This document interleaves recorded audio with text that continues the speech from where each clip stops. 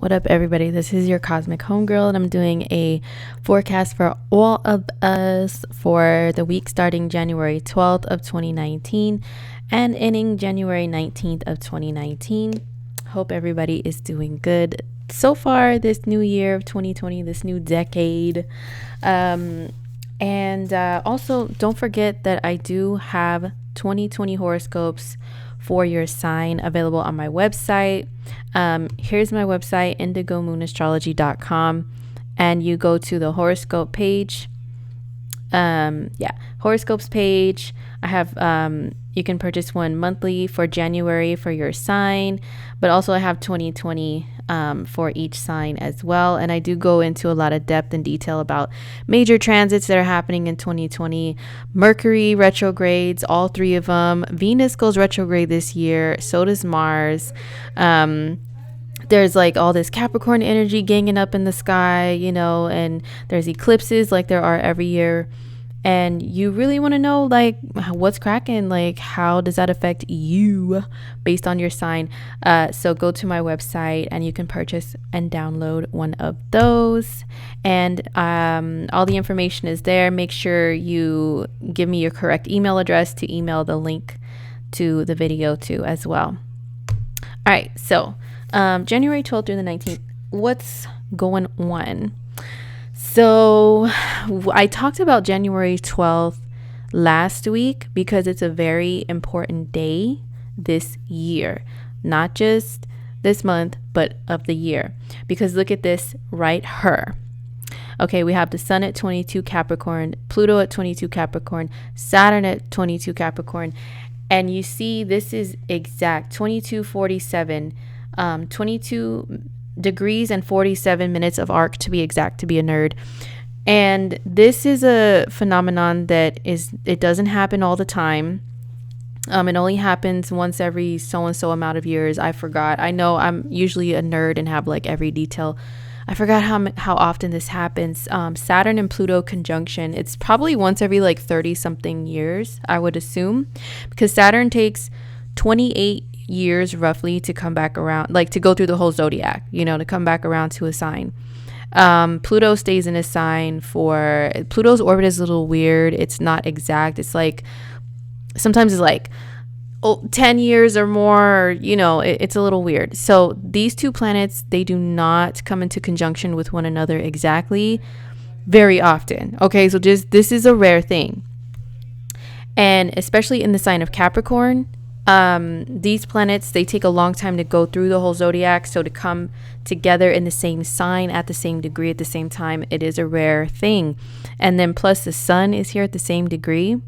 So, and this is happening. This is Pacific time in the US, I believe, Pacific or Mountain time. And so these, just figure out, the difference with your time zone. But these three together, and then Mercury is here only 1 degree away. So there's something really going down on the 12th, you guys. I told you guys about this last week to watch for January 12th as a day that just look at what Capricorn rules. It rules the government. It doesn't just mean, most of my viewers are from the U.S. So it doesn't just mean the U.S. government. It can mean the government in any country, any nation. It rules people in high positions of power and authority. So that can mean presidents, kings, queens. That can mean your boss, a CEO of a company. This Capricorn represents corporations. So you can see some corporations maybe going down. I'll just fill you guys in on some things that I've seen so far. I am recording this before the 12th for once because I'm just doing this ahead of time just to make sure that I get it in, because there's a lot of important stuff going on. So let's see. There is where I live, there's a Macy's call center. I wonder how Macy's is doing as a company. I'd have to look it up. But a Macy's call center is shutting down locally where I live. And I've actually worked at that call center before, and it was a really dope place to work at the time. Macy's was thriving. They always provided food and all kinds of like contests and prizes, and like the company was doing pretty well financially, you can tell, because they really took care of their workers. So that call center, I just saw the announcement, they're shutting down. One of my friends has worked there for a long time, and I feel so bad, so that's like that corporation, that major company must have had a really big hit to their income or their revenue or whatever to shut down a major call center. They're probably trying to save money. Also, Capricorn ruling people in charge, people in high positions. Look at what happened with Prince. Oh my God, which one? The Prince of England, the one that married Meghan Markle, the actress from the US. They're stepping down as being royals, I heard. So even Capricorn can represent royals. Now royalty, they say like kings and queens are Leo or whatever, team Leo, we're the kings and queens, like all that stuff. But you know what, being in a prestigious high position of power, like Leo is like it's being regal and having the attitude like you're regal and like you are somebody, and you just strut around like that even when you don't even have a title to do so. But Capricorn energy is having that title, having that honor, and those two, they do have it, and they are destroying, because Pluto and Saturn together can be destroy and rebuild. Yeah, because Pluto is about like transformation, the phoenix bird rising from the ashes, and then Saturn is about buildings and structures and knocking things down to build them back up again. So all of that has already been happening. So this conjunction will be exact on January 12th, but even like the days leading up to it, we've seen a lot of stuff go on. This conjunction building up has brought down a leader in Iran to be taken out. And then now, supposedly, there's a hit on the U.S. president, Donald Trump. Those people are represented by Capricorn as well. Pluto can be death and destruction. Saturn is government, authority, rules, the tried and true, the traditional, and protecting all of that. So, and the sun can be kings and leaders and presidents as well. So January 12th, like I said last week, you may want to hide your wife, hide your kids, hide your dog, hide your husband, hide your turtle, hide your fish, hide your bird, hide your pet rock, hide everybody. Or just be on the lookout, because there could be some crazy stuff going on, some shady stuff, especially if you live in either one of those countries, any of those countries that I mentioned. There could be some things going down. So just be aware of that. But yeah, there's already been some things happening. So just, look at your surroundings and see how it's affected by this energy right here. Because we just had an eclipse. Also, it was a lunar eclipse, so that's a full moon. That means it's not just the moon, it's also the sun that were eclipsed, and so Capricorn energy is counted in that too. And then Cancer energy, where the lunar part of the eclipse was, it rules families, right? And look what happened with the royal family. They're breaking tradition. Capricorn can represent traditions, and Cancer energy could be like family tradition too, you know what I'm saying? So they are breaking a family tradition, a long time family tradition, and stepping down from being in their royal position, so yeah, I'm gonna have to look more into it, so forgive me for being like slightly ignorant, to all the details of it. I'm just giving the tea of the surface level of this stuff right now, because I don't personally get into like a lot of government stuff and everything and political things. But yeah, just the hearsay, you guys, that's what's already popping. So, we'll see. And then the South Node is with Jupiter. This website why don't they show the South Node on here? Maybe I'll have to write to planetwatcher.com, be like, yo, what it is with the South Node? Why are you hating on the South Node? Like, it's important too. But anyway, so the South Node and Jupiter are together. Jupiter can represent foreign affairs. So there's something that's being tested, or some karmic happenings that have to do with foreign affairs that's going on. And this could be also something to do with education that's like going through a major change or transformation. Something's being gotten rid of. Something's gone a little crazy, something to do with travel, I don't know. There's all the things that Jupiter represents, right? So that's going on the 12th. And so the sun is involved here. The sun is illuminating darkness. Darkness, everybody. The sun is illuminating these planets that can be darker energy, shining a light on things. So don't be surprised if also on or very close to this day there's something that comes to light that's very shady about some shady activities that people in positions of authority and power have participated in. Oh, I forgot to mention also R. Kelly. R. Kelly is a Capricorn. His birthday, I think, is January 8th. So this conjunction is happening very close to his birthday. There's an eclipse very close to his birthday. And there's some stuff that went down with him and his little girlfriends or whatever, his little sister wife slave chicks or whatever. They got into an altercation. I mean, it wasn't him that was involved, but it was something that directly affects him. Also, they had the Surviving R. Kelly Part 2 come out. And, these two energies, like I said, they're about darkness, and they're also about destroy and rebuild, bringing someone down that's in a position of power, which is Capricorn. And then also Harvey Weinstein. People be like, oh, well, he's an Aries. Listen, he's a Capricorn moon. Okay, his moon is in Capricorn. And also for Aries people, Capricorn is their 10th house of their public image and their career. So, whether you look at his moon sign or his sun sign, this conjunction building up brought out some more allegations against him too. So it's like bringing some things to light, breaking some things down, destroying, these people's legacies in a way. And Capricorn can represent your legacy. So interesting stuff, right? So astrology is not just, oh my God, what's the horoscope for my sun sign today? What's my lucky numbers? And should I use them in the lotto? Like, it's not just that. As you guys can see, it's very it's all real life. It's real life shit, man. Like, that's what I bring to you, is the real. So yeah, we can see how it's all playing out. Like I said, I'm recording this before the 12th. So on the 12th, we have yet to see what's going to go down.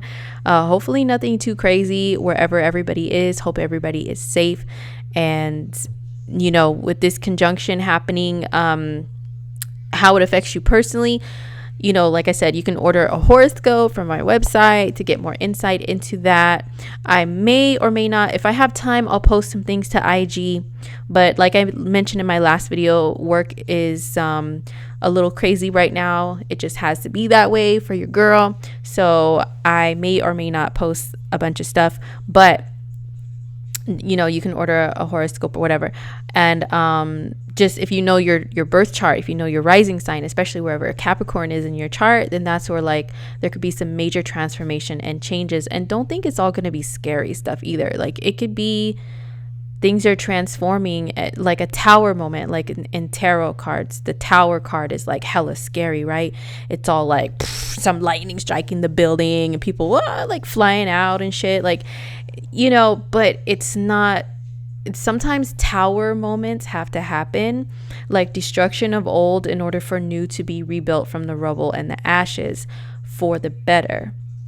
So if this happens like in a relationship house in your chart, for example, and you're freaking out, oh my God, on the 12th, I'm going to break up with my boo. Like, it's not necessarily true. For some people, there can be that happening. But if so, it's a destroy and rebuild, homie.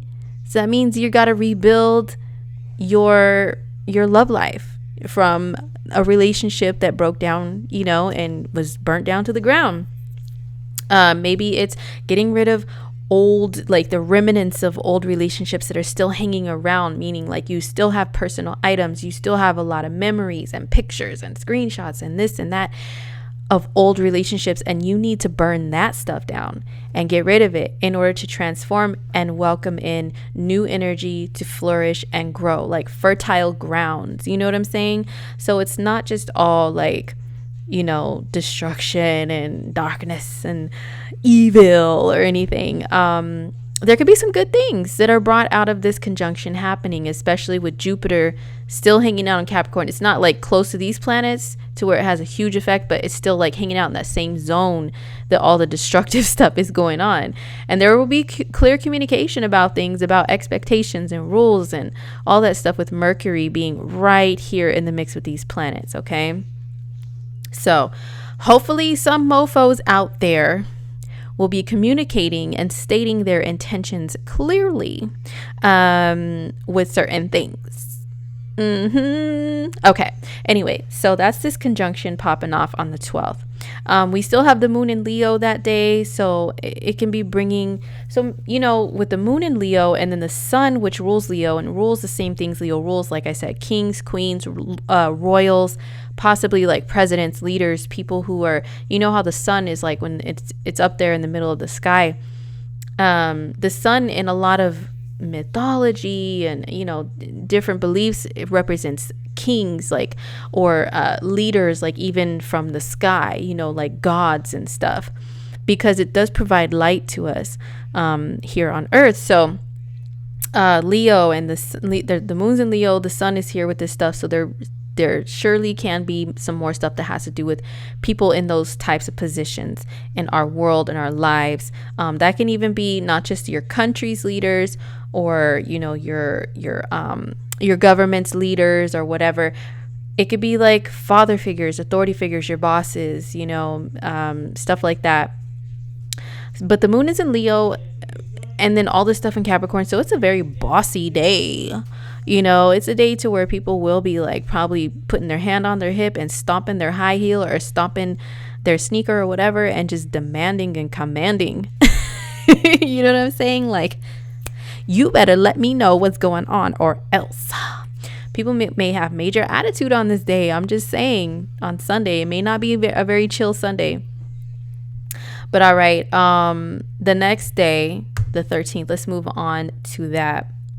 So what we have popping, it looks like in the early mid part of the day, you know, over here in the US, Venus moves into Pisces. Yes, I'm so hyped about this, you guys. I'm so hyped about Venus and Pisces because you guys know my moon sign is Pisces and I love Pisces energy so much. OMG, it's so romantic, it's dreamy. Look, Venus in Aquarius is cool. Like, that time period, you know, people were wanting to dress funkier and get tattoos and piercings, and, you know, you see people bust out with their alien gear and all this stuff. Like, it's cool. But personally, I am a hopeless romantic, and so I love Pisces energy. I'm into music and writing poetry and being all sappy and romantic and stuff like that, you know, or whatever. So Venus and Pisces is totally that. It is about fantasy. It is about escapism. It is about romance, romanticizing. So there can be times when Venus is in Pisces to where you are looking at people through what they call rose-colored glasses. You see nothing but sparkles surrounding them. Like, God, what's that stupid vampire movie? I always forget. I'm not really down with vampire movies. I just see costumes and then fake blood being thrown around. I'm like, yo, this is cheap. What's that? God, what's a vampire movie that everybody likes? Now it's considered old, quote unquote. But you know the one with Edward. I just remember the dude Edward. Oh my God, Edward, he's so hot. Whatever. That guy, I remember at the end, the girl just saw him with like all this glitter and sparkles and shit around him, right? So anyway, you're looking at your love interests like that, like, ooh, you know, like they just have this aura about them. That makes me think of the Dave Chappelle skit with Rick James. He just had this aura about him. You're probably not hopefully you're not picturing your love interest like that little scene, because it's hella funny looking.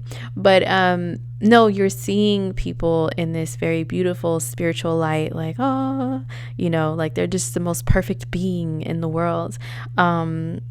And maybe you are dedicating songs and writing poetry to them and doing all that romance stuff that my Pisces moon ass does all the time and sending them playlists and wanting to escape together. Venus and Pisces, besides how it is in love, Venus is about enjoyment, right?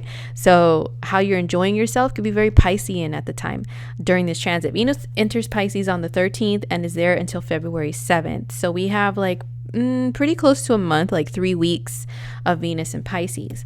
So Pisces is about escapism. Pisces rules the oceans. So even though in a lot of places in the world right now it's like hella cold, some people can be wanting to make an escape to a body of water during that time, to an ocean, and just hang out there. It's a good time to connect with your spiritual side and connect with water and connect with spirituality through water, actually, to bring out your inner mermaid or merman. So Venus and Pisces, the fashion and style that we will see when she is afloating and coasting down the ocean in this sign. You'll see like rainbows and mermaids and unicorns and fantasy-based fashion and makeup and hairstyles. When Venus is in Aquarius and Pisces especially, that's when people will do things like do rainbow-colored, mermaid-colored hair. They'll dye their hair crazy colors. Now it's a little bit more popular anyway, because Neptune is hanging out in Pisces and it stays in a sign for years, right? So it's already like, there's a wave of things when Neptune is in a sign, a wave of like popularity of certain styles and stuff. So it's already there, but when Venus hangs out in these signs, she influences people during a shorter period of time to do things like dye their hair crazy color, get tattoos, especially very colorful ones, very fantasy based ones. If I had the funds, I would totally be participating as a Pisces moon. Okay, I would be getting my tattoos touched up. One ugly, stupid one from a long time ago that's a result of a crazy roller coaster ride of a relationship with a crazy ass Sagittarius. I would get it covered up with something pretty. I would be doing a lot of that stuff if I could. So maybe I can live vicariously through some of you guys out there. If you are getting some cute, tattoos, piercings, and hair changes or whatever, hit me up on Instagram and show me during Venus and Pisces. I'd love to see stuff like that. Maybe I'll repost you in my stories or something, to be like, yo, look, see, this is astrology playing out right here. This is the style that's popping right now. So anyway, Venus is in Pisces for 3 weeks. Escapism, romance, good time to just chill in solitude and get lost in like movies and video games and TV shows and whatever you like to like escape reality within your mind. Also on the 13th, the moon is in Virgo, which is the opposing sign of Pisces. So as you can see, for part of the day, the moon and Venus will be in an opposition, screaming at each other, not getting along, being little bitches towards each other. These are both feminine, uber femme planets. Moon in Virgo is like, look, bitch, we need to think with our head practically, okay? We need to look at things for what they really truly are. We need to look at everybody's flaws, and we need to calculate facts and numbers and stats. And Venus in Pisces is like, what are those? I just see sparkles and beauty and love everywhere, man, and I just want to float. I don't care what time it is. I don't care about a boundary or a title. Just leave me alone with your facts, Virgo. So there could be an opposition between the head and the heart that day for a lot of people. It doesn't matter if you're these two signs or not. But Moon and Virgo days are really good. So you may actually, as a collective, we can go through this too. Venus in Pisces makes us want to enjoy escapism. Just float in our own time zone. Not care what time it is. Not care about what responsibilities we have. But Moon and Virgo days are ones where we're like, hey, I gotta get up and clean this place. It's filthy. It's a pigsty. Oh my God, I need to organize this. I need to get on my schedule and my budget. And, that's what Moon and Virgo days are for.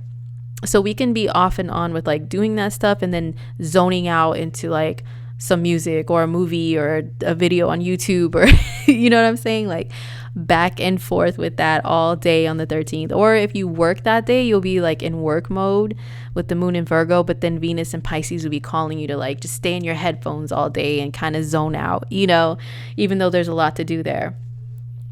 So yeah, moon and Virgo days though, like they are really good for cleaning and organizing. Doesn't matter if you're a Virgo or not, you're gonna be feeling that vibe. All right, so after that, you know what, you guys, to be honest, the rest of this week is, I don't want to say it's quiet, because we still have all this popping off. And I really hope none of this leads to a war, because Capricorn does rule the military. So there's all this, you know, these military general drill sergeant Saturn is up here like surrounded by planets that are supporting it. So there could be some, I don't know, some stuff that goes on. But hopefully not though. Maybe because there are other planets in the mix here that are more supportive and like a little more not like destructive, you know what I'm saying? Maybe it can kind of prevent something like that popping off and make people like say, hey, can we all just get along? Let's talk about it. Mercury, you know, Jupiter, hey, let's have some happiness in the mix somehow and just like resolve it and be optimistic about the future instead of destroying the freaking future, you know? So we'll see what happens. But let's see. So we have the moon in Virgo until the 15th.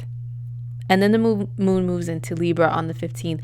And the moon in Libra days are ones where people, they do want partnership. They do want to get along with everybody. Moon in Libra days, yeah, if you don't have a boo, you're going to feel the boo-lessness like big time. You're going to be like, I wish I had somebody to just chill with me right now, watch TV. I wish I had somebody to go with me to the grocery store. I wish I had somebody, like, look at all the couples, cute couples on Instagram. Oh my God, how come I don't have some of that? Like, some people can have a little bit of that feeling and vibe when the moon is in Libra. Or if you do have somebody, maybe you are just like feeling a little extra, you know, like you want to cuddle up on your boo bear, like snuggle on them a little more and say, hey, let's do this, let's do that, let's wear some matching sweaters today and be cute or whatever together. Let's go here, let's do this. So you'll want partnership on that day. If it's not relationship stuff or love or anything that you want, you'll probably be more like you're more willing to compromise with people. People will be starting stuff, you know. If anybody's fighting on that day, moon and Libra days are ones where there can be conflicts, but they can be quickly resolved because the energy in the air is like, can we all just get along? Pretty much. So moon and Libra days are ones where it's hard for them to stay out of the mirror because Libra is very vain. I don't want to say vain, but like they are concerned with their looks. Libra is ruled by Venus. Venus rules beauty. So moon and Libra days could be ones where we are like, every mirror we pass by, we gotta look in it and check ourselves, you know, make sure we still look fly. It'll be hard to stay out of the mirror on moon and Libra days. All right, so the moon is in Libra until the 17th. Now on the 16th we have Mercury moving into Aquarius. So Mercury is in Aquarius. Now I would give the dates of Mercury being in Aquarius, but Mercury is actually going to it's going to retrograde. It's going to go into Aquarius fully, make a full orbit transit through Aquarius, go into Pisces a little bit, and then Mercury's going to go retrograde middle degrees of Pisces and then back into the latter degrees of Aquarius. And this is going to go on in February and March, okay?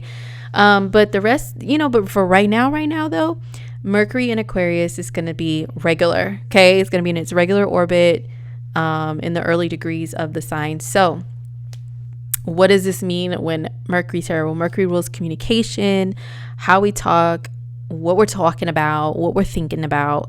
Mercury in Aquarius, I noticed that people who have this placement in their chart, they are smarty pants, they are know-it-alls, and they will say, I knew that already.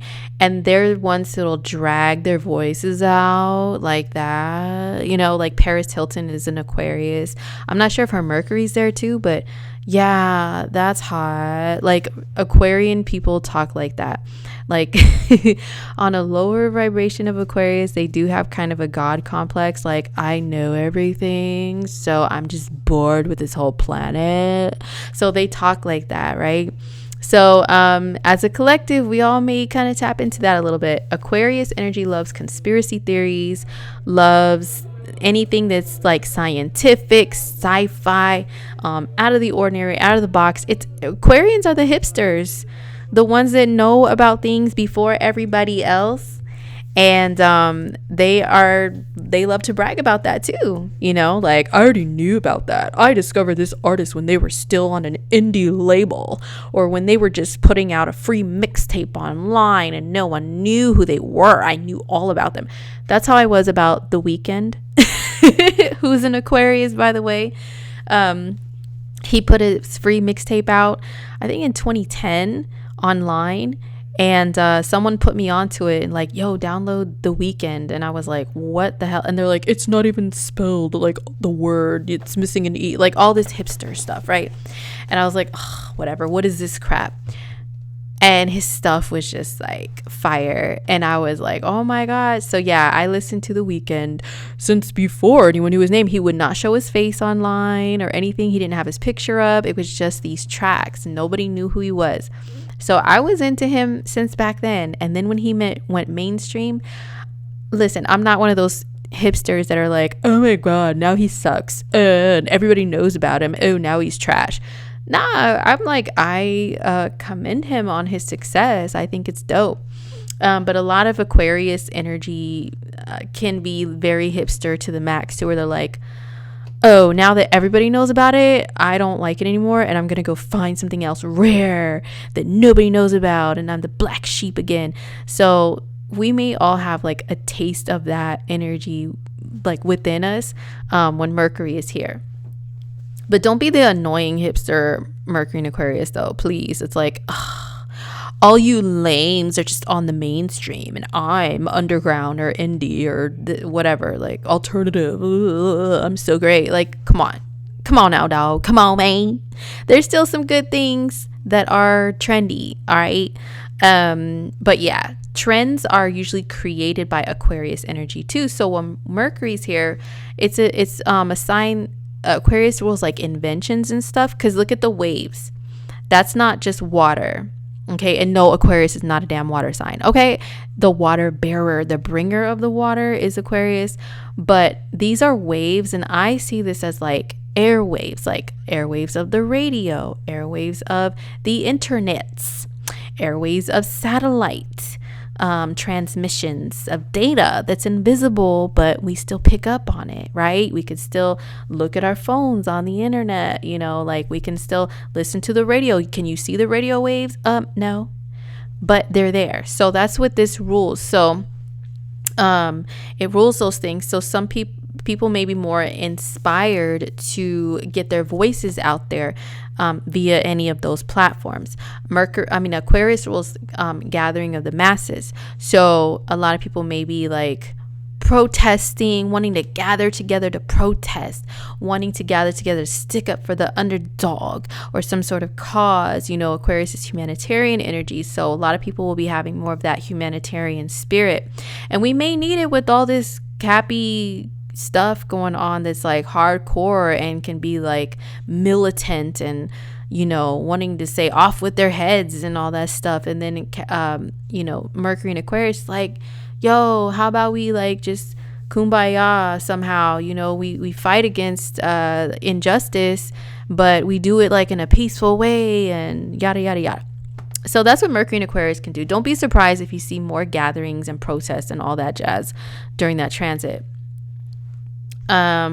People can become more innovative when Mercury's in Aquarius, come up with like a lot more like creative genius ideas. So be on the lookout for that too.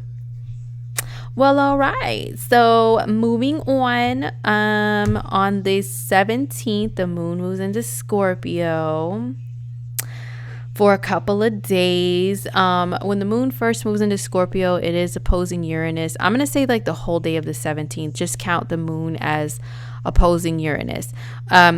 You guys know Uranus is the planet of Uranus rules Aquarius. It gives Aquarius its weirdness and its like alien likeness, if that's a word. Uranus, it rules all the things Aquarius rules, and just uniqueness, anything out of the ordinary. It rules sudden events happening like with a flash, like out of the blue, you didn't expect it. So with the moon opposing Uranus, there could be like flashes of insight and ideas that you get, especially like this is a T-square. Mercury in Aquarius squaring the moon and also squaring Uranus, and then these opposing each other. So they form what's called a T-square. Or no, this is it's a T-square, right? Oh my God. I'm sorry. It's been a long day. But so they are all communicating with each other in a frustrating conversation. But Mercury rules the mind, and the moon can rule the mind in some senses too, like the inner mind and our moods and perception of things. So, and then they're challenging, receiving challenging aspects from Uranus. So that's like lots of ideas. There could be a lot of anxiety though around this time of day on the 17th, a lot of anxiety, but yes, some flashes of insight of like, aha, see, I know, like a knowing of things. Scorpio rules hidden information. So with the moon being here and then Uranus, Uranus is like insight into the future and sudden, flashes of things. And then Mercury is, receiving that stuff too. So there could be just some ideas that you get, or just suddenly you just know something. Like Scorpio is a water sign, which is intuitive. So you could just suddenly like have a knowing of something out of the blue, like, aha, like really they thought they could play me? Okay, I just found this information. It just pretty much dropped in my lap with the moon in Scorpio. That's what happens to Scorpios all the time. Trust me, I'm a Scorpio rising, so I am like the queen of hidden information just falling from the sky, or me being directly guided towards it out of the blue, and I just find something and then they're like, you're crazy. No, if you call having this power crazy, well then I guess I am, but you're still busted. Okay, so yeah, some of you guys, hopefully you don't have any discoveries of your partner doing anything crazy or anything, but hey, sometimes it's necessary. But anyway, I digress. Moon and Scorpio days in general, they can be, yes, dark and brooding. Okay, you'll probably want to I was talking about the weekend. I think his birthday's coming up soon. He's an Aquarius sun, so it's like, I think later on in January or maybe in February. I don't know. Anyway, but you'll want to listen to the weekend or like whatever genre of music you listen to, the more darker songs that are like moody and emo, like emotional and stuff. You may want to just jam to some of those and like just cry while you're singing and driving. Or is that just me? I don't know. But moon and Scorpio days, hey, anybody, you don't have to be a Scorpio, you can get into that vibe. Or Scorpio moon days are good for intimacy. It's that type of a vibe, that type of energy. And that's all I'm gonna say about that. Those days are really good for physical intimacy, really like just bearing your all to someone, your soul, your mind, your body, and everything. So you can just be in that mood, you know what I'm saying? Good stuff. But moon and Scorpio days, they're good for going within, just going within your emotions and just being within them and facing them and dealing with them. They could be a bit tumultuous and torturous sometimes, I'm not gonna lie. Okay, moon and Scorpio days, especially if you have any placements in Scorpio in your chart, they're gonna bring more of that side out of you to where you're just like, oh my God, I can't get over the past. So, and you'll be looking at old pictures and like a movie ticket that you saved from the date with your boo, your ex boo, and then they cheated on you with some punk ass you might get into those type of memories when the moon's in Scorpio. I'm not gonna lie, but hey, you can use some of the other energies to snap out of it. All right, anyhow, so the moon is in Scorpio the 17th, the 18th, and the 19th. It shifts into Sagittarius. Okay, yeah, so the 19th the moon will shift into Sagittarius. The moon will eventually creep up on Mars. Yeah, he'll start creeping up. Or the moon is feminine. Sorry, Miss Moon. She will start creeping up on Mars and Sagittarius. Now, Moon and Mars together in Sag is some mad impulsive energy. Okay, it's super impulsive. I would say it's more so the 20th that the Moon and Mars come together in Sag, and I'm only covering through the 19th, so maybe I'll talk about that next week a little bit. But the Moon and Sag in general, days when the mood is Sagittarian are happier, more lighthearted. Jokes are like flying, memes are flying. You don't really take too many things too seriously, except if it has to do with your own strong opinions about things and beliefs about things. Then you take that stuff seriously, and you don't play around with it. You don't back down if somebody is challenging your beliefs or your opinions. But other than that, Sag energy is hype. It is lit. I love Sagittarius energy personally. It's fun. It's exciting. It's like, yo, let's just go do this. Okay. And you just jump and go do it. And then sometimes it might be some things that are not too smart. They're a little dumb, a little stupid. But then later on, you're like, well, did I die though? I talked about that last week with Mars being here in Sag. But did we die? No, we didn't. It was fun. So get out and do something fun. This is a Sunday night for most of us. So, if you can, get out and do something fun, do something different, do something adventurous that you've never done before. Be a little bit of a daredevil. Just don't do nothing stupid to where you get injured, of course, especially once the moon creeps up on Mars. Mars can rule injury and stuff. But it could be reckless. Mars and Sag especially could be reckless. The moon and Sag can make us a little more reckless too.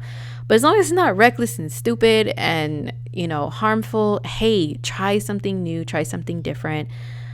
Just dive into something fun. Okay? Go somewhere you've never gone before. Make plans to take a trip somewhere and do, like my homegirl. Oh my God. One of my homegirls, as soon as Mars went into Sagittarius, this is what she called to tell me. She called to tell me in the middle of the night, bitch, we're going to Vegas. You're driving me there and I'm jumping off the stratosphere.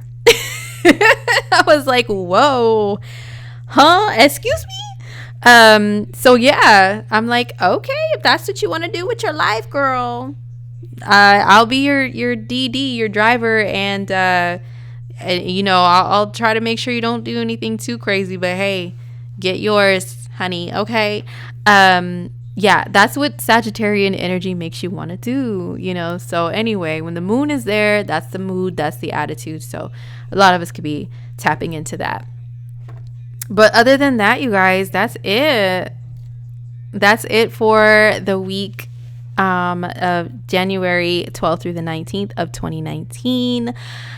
Thank you guys for listening and tuning in. I hope you have a fabulous week. I hope you guys stay safe out there.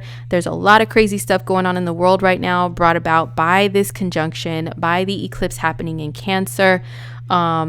Eclipse season is a time to where there is like a lot of, unfortunately there can be tragedies. There can be some major stuff going on, you know what I mean? That's life-shattering. Earth-shattering, even literally. Like there's fires in Australia, like almost the whole freaking continent. Australia's a continent, right? I haven't been in school for a minute, please forgive me, but the whole Australia is like on fire, and like, oh my God, there's just so much going on. But so hopefully everybody out there, wherever you're listening, hopefully you stay safe. And don't forget, hey, I have 2020 horoscopes on my website. Peep them right here. And also for January as well. So I will talk to you guys soon. Don't forget to follow me on Instagram. I do post occasional horoscope things and further insights into stuff and fun stuff too, especially in my Instagram stories. I like to post some fun and funny stuff. All right, so follow me on there at Cosmic Homegirl, and I will talk to you guys hopefully next week. All right, take care. Peace.